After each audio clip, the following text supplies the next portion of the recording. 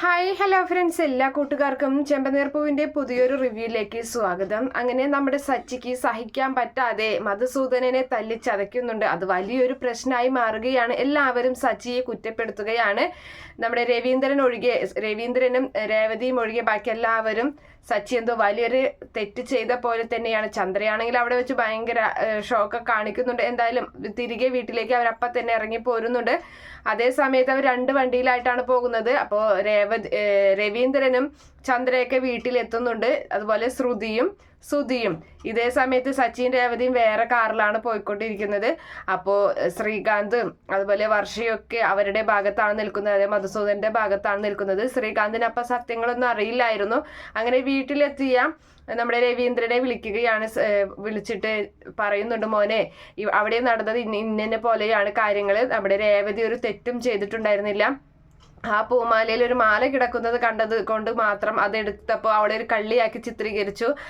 അതുകൊണ്ടാണ് അങ്ങനെ ഒരു പ്രശ്നം സച്ചി അങ്ങനെ പ്രതികരിച്ചത് എന്നൊക്കെ ഇങ്ങനെ ശ്രീകാന്തിനോട് പറയുന്നുണ്ട്. നിങ്ങൾ എന്തായാലും വേഗം വരാൻ നോക്കി, ഇവിടേക്ക് അവിടെ നിൽക്കണ്ട, ഇവിടേക്ക് വരാനൊക്കെ പറയുന്നുണ്ട് നമ്മുടെ രവീന്ദ്രൻ. അപ്പൊ അങ്ങനെ കാര്യങ്ങളൊക്കെ ഏകദേശം ശ്രീകാന്തിന് മനസ്സിലാകുന്നുണ്ട്. അങ്ങനെ ശ്രീകാന്ത് വർഷയുടെ അരികിലേക്ക് ചെന്നിട്ട് പറയാണ്, വാടി നമുക്ക് പോവാം, വീട്ടിലേക്ക് പോകാമെന്ന് പറയുന്നുണ്ട്.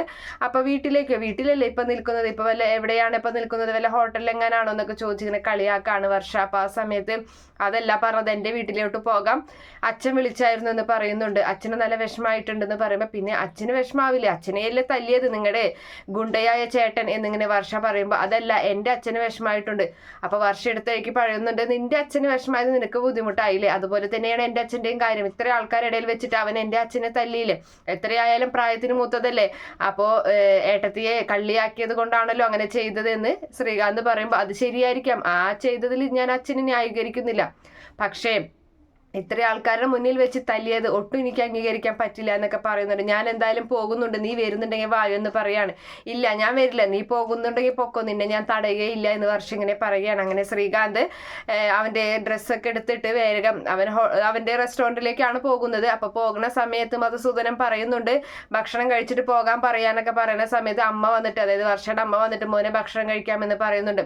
വേണ്ട എന്ന് പറയാണ്. നിന്റെ ചേട്ടനല്ലേ ഈ പ്രശ്നങ്ങൾ മുഴുവൻ ഉണ്ടാക്കിയതെന്ന് പറയുമ്പോൾ, ആ പ്രശ്നം ഒഴിവാക്കാമായിരുന്നു. ഏട്ടത്തിയുടെ കയ്യിൽ മാല കണ്ടെങ്കിൽ ഏട്ടത്തി അത് എന്താ ചെയ്തത് എന്ന് അതിൻ്റെ സത്യാവസ്ഥ മനസ്സിലാക്കിയിട്ട് നിങ്ങൾക്ക് കാര്യങ്ങൾ ചെയ്യാമായിരുന്നു. ഇത് ഇത്രയും വലിയ പ്രശ്നമാക്കിയത് വർഷയുടെ അച്ഛൻ തന്നെയാണെന്ന് ശ്രീകാന്ത് മുഖത്ത് നോക്കി പറയുന്നുണ്ട്. അങ്ങനെ ശ്രീകാന്ത് അവിടെ നിന്ന് ഇറങ്ങിപ്പോരുകയാണ്.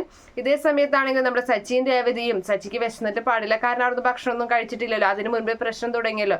അപ്പോൾ സച്ചി ഒരു ഹോട്ടലിൽ മുന്നിൽ നിർത്തിയിട്ട് പറയുന്നുണ്ട്, വാ നമുക്ക് ഫ്രൈഡ് റൈസ് എന്തെങ്കിലും കഴിച്ചിട്ട് പോകാമെന്ന് പറയാണ്.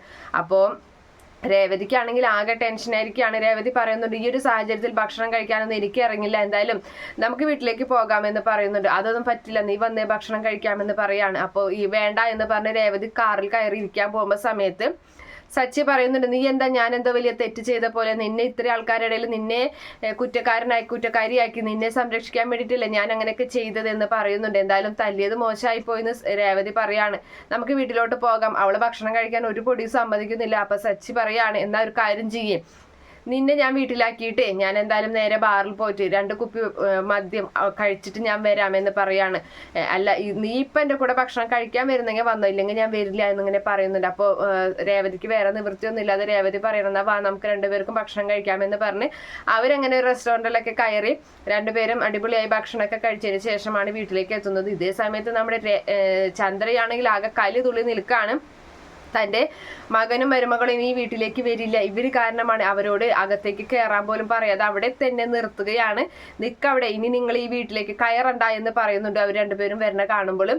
അപ്പൊ ആ സമയത്ത് രവീന്ദ്രൻ പറയുന്നുണ്ട്, നീ എന്താ ഈ പറയുന്നതെന്ന് പറയുമ്പോൾ, വേണ്ട ഞാൻ പറഞ്ഞ വാക്ക്, ഇവിടെ വിലയില്ലാതെ ആരും ഇങ്ങോട്ട് കയറാൻ വേണ്ട, ഇവരോട് താമസിക്കാൻ വേണ്ട, ഇവരിപ്പോൾ ഇവിടുന്ന് 2 പേര് ഇറങ്ങിക്കൊള്ളണം, ഇവർ തന്നെയാണ് ഈ വീട്ടിലെ എല്ലാ പ്രശ്നങ്ങളും ഉണ്ടാക്കുന്നത് എന്നൊക്കെ പറഞ്ഞിട്ട് നമ്മുടെ ചന്ദ്രാകെ കലിതുള്ളി നിൽക്കുകയാണ്. എന്തായാലും സച്ചി അവസാനം പറയുന്നുണ്ട്, ശരി അമ്മയുടെ ആഗ്രഹം അതാണെങ്കിൽ ഞങ്ങൾ ഇവിടുന്ന് പോകാം, രേവതി ഡ്രസ്സൊക്കെ എടുത്തോ എന്ന് പറയാണ്. അപ്പോൾ രവീന്ദ്രൻ പറഞ്ഞു എന്താടാ സച്ചി നീ പറയുന്നതെന്ന് പറയുമ്പോൾ വാ അച്ഛനും കൂടി പോര് എന്ന് പറയാണ് അച്ഛൻ. അപ്പോൾ ചന്ദ്ര പറയുന്നുണ്ട് എന്തിനാ നീ അച്ഛനെ കൊണ്ടുപോകുന്നേ? അപ്പൊ ആ സമയത്ത് ഞാൻ എവിടെയുണ്ടോ അവിടെ എൻ്റെ അച്ഛനും ഉണ്ടായിരിക്കും, നിങ്ങൾക്ക് ഇവിടെ താമസിച്ചു എൻ്റെ അച്ഛനെ കൂടെ ഞാൻ പോകും, ഞാൻ എവിടേക്ക് പോയാലും എൻ്റെ അച്ഛനെയും കൊണ്ട് ഞാൻ പോകുമെന്ന് പറയുമ്പോൾ ചന്ദ്ര ആകെ പെട്ടുപോവുകയാണ്. അങ്ങനെ രേവതിയോട് പറയുന്നുണ്ട് ഡ്രസ്സൊക്കെ എടുത്തു. അപ്പൊ രവീന്ദ്രൻ പറയണം അത് ശരിയാണ്, എൻ്റെ മോൻ്റെ കൂടെ ജീവിക്കാനാണ് എനിക്ക് ആഗ്രഹം.